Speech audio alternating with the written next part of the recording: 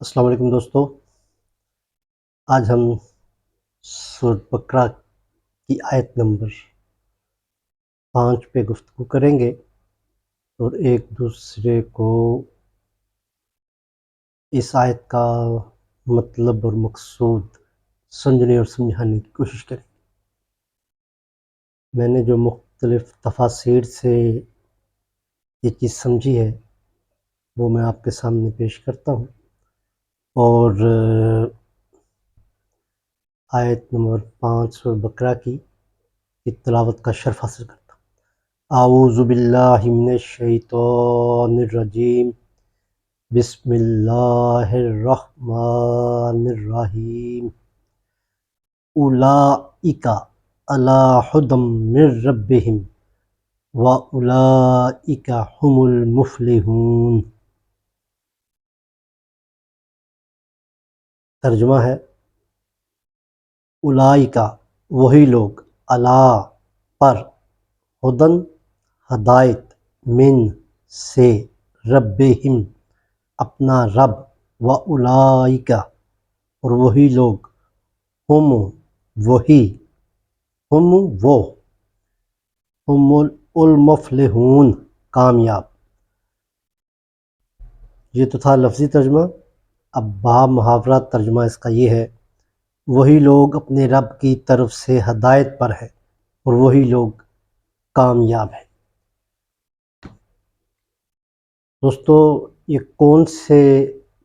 لوگوں کا ذکر ہے کہ وہی ہدایت پر ہیں، وہی کامیاب ہیں؟ اس سے پہلے ہم نے جو 4 آیات پڑھی ہیں وہ آپ کے ذہن میں ہوں گی۔ یہ متقین کی بات کی جا رہی ہے، اور متقین کی پہلے ہم بات کی تھی کہ یہ وہ لوگ ہیں جو پرہیزگار ہیں، پرہیز گناہ سے پرہیز کرنے والے ہیں اور نیکی کی طرف لپکتے ہیں۔ یہ تھا اس کا متقین کی تعریف۔ جیسے ہم کسی ڈاکٹر کے پاس جاتے ہیں تو ہمارا جسم جب بیمار ہوتا ہے تو ہم کسی بھی ڈاکٹر کے پاس جائیں یا حکیم کے پاس یا جو کوئی بھی جس سے بھی ہم علاج کریں تو 2 چیزیں وہ ضرور بیان کرتے ہیں کہ آپ یہ چیز کھانی چھوڑ دیں اور یہ میڈیسن یا ادویات جو ہے اس کو اختیار کریں۔ تو پرہیز آپ کو لازم ہوتی ہے متقین کی صفت میں، کیونکہ آپ نے اپنی روحانی جو انر سیلف آپ کا انسان ہے اس کو آپ نے مضبوط کرنا ہے۔ متقی وہ جو آپ کا اندر کا انسان ہے، وہ جب اپنے آپ کو اس کے اوپر کاربند کر لیتا ہے کہ وہ برائی سے بچنے لگتا ہے تو اس کے اندر ایک پھر طاقت پیدا ہوتی ہے اچھائی کی طرف راغب ہونے کی۔ اس کے بعد متقی اندر جو اپنے اندر ہمیں جو چاہنا چاہیے، ایک تو یہ ہم خود کوشش کریں کہ یہ چیزیں اختیار کریں، مطلب برائی سے بچنے کی کوشش کریں اور نیکی کی طرف لپکنے کی تمنا کریں یا کوشش کریں۔ اور اس کے بعد اگلی صفت آپ نے اگلی سورہ کی جو 4 آیات تھی اس میں آپ نے ان صفات کو جو متقین کے اندر ہوتی ہیں وہ جو ہدایت کے لیے لازم ہے، اس میں تو ایک یہ ہے کہ وہ غیب پر ایمان لاتے ہیں،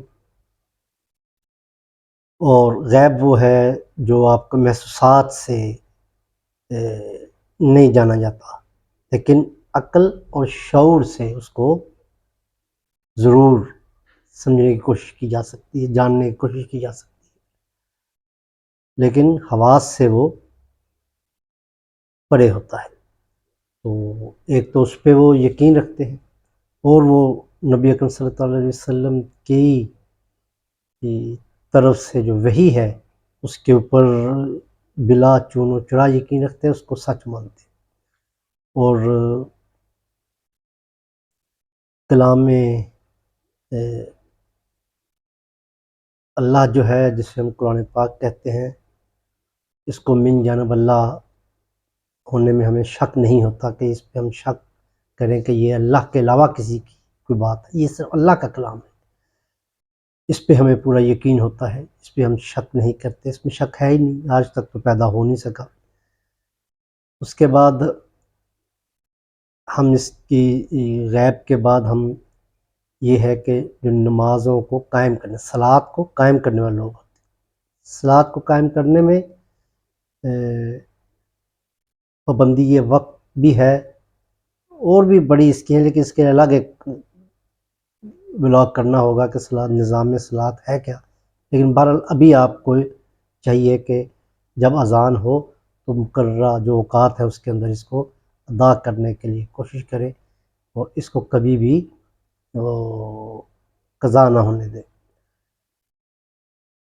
اگلی صفت ہے اس میں کہ وہ جو اللہ کا دیے ہوئے مال، یہ بہت ضروری چیز ہے، جو اللہ کا دیا، ہمارے پاس جو مال ہے، جو رزق ہے، صحت کی شکل میں ہے، پیسے کی شکل میں ہے، علم کی شکل میں، وہ سب اللہ کی طرف سے ہمیں دیا گیا ہے، وہ امانت ہے ہمارے، اس کو ہم اپنے اوپر جائز طریقے سے خرچ کرنے کے بعد اس کو خرچ کرتے ہیں، ضرورت مندوں پر، عزیز و اقربا پر، رشتہ داروں پر، بیوی پر، ان سب پہ وہ خرچ کرنا اور خوش دلی سے خرچ کرنا، یہ تو ہے اللہ کے دیے ہوئے مال میں سے دوسروں کے حق کو تسلیم کرنا، اور یہ آپ کو متقین کی ان صفات کی طرف لے کے جاتی ہے، یہ عادت کے جسم کو جو ہدایت یافتہ لوگوں کا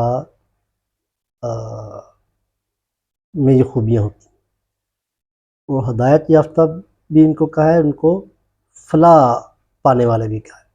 وہ فلاح یہ ہے کہ میں اس کو مختصر اب کرتا ہوں تاکہ یہ عربی میں فلاح کہتے ہیں جو یہ کاشتکار لوگ ہیں جو بیج ڈالتے ہیں اور پھر اس کے بعد بہت بڑی فصل ملتی ہے، لیکن یہ آسان کام نہیں ہوتی، ان راہوں پہ چلنا یہ بالکل ایسے ہی ہے جیسے کاشتکار جو ہے وہ بیج ڈالتا ہے، سمجھ لے کہ متقی کا بیج جو ہے وہ زمین میں ڈالا ہے، اس کے بعد جو اس سے اظہار ہوتا ہے وہ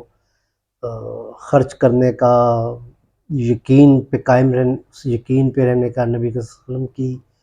ہدایت کو جو ہے وہ بلا شک و شبہ اس پہ استقامت اختیار کرنا، اور پھر یہ سارا کچھ کرنے کے بعد پھر آپ کو ہدایت یافتہ قرار دیا جاتا ہے، پھر جو ہدایت یافتہ ہیں ان کو فلاح ملتی ہے، دنیا اور کامیابی، دنیا کی کامیابی بھی اور آخرت کی کامیابی۔ تو یہ صفات ہم نے اپنے اندر پیدا کرنی ہے۔ اس کے بعد ہی قرآن پاک کی جو اگلی جو وحی ہے، قرآن پاک میں جو اگلی آیات ہے اس کو سمجھنے میں اور اس سے استفادہ ہم تب بھی کر سکتے ہیں کہ یہ چیزیں اپنے اندر ہم پیدا کریں۔ تو امید ہے ہمارا، کیونکہ مقصد قرآن پاک کو صرف پڑھنا ہی مقصود نہیں ہے، بلکہ عملی ایک ایسا انسان بننا ہے جو اللہ تعالیٰ کو مقصود ہے، اور جو ہدایت یافتہ ہے لوگ، اور جو فلاح پانے والا ہے دنیا اور آخرت۔ امید ہے ہم سب اس کے لیے کوشش کریں گے آج سے ہی، یہ کوئی مشکل چیز نہیں ہے، لیکن اس کے استقامت کے ساتھ کھڑا ہونا ضروری ہے تاکہ ہمارے معاشرے میں تبدیلی رونما ہو۔ امید ہے ہم سب اس کے اوپر کاربند ہوں گے۔ وما علینا الا البلاغ المبین۔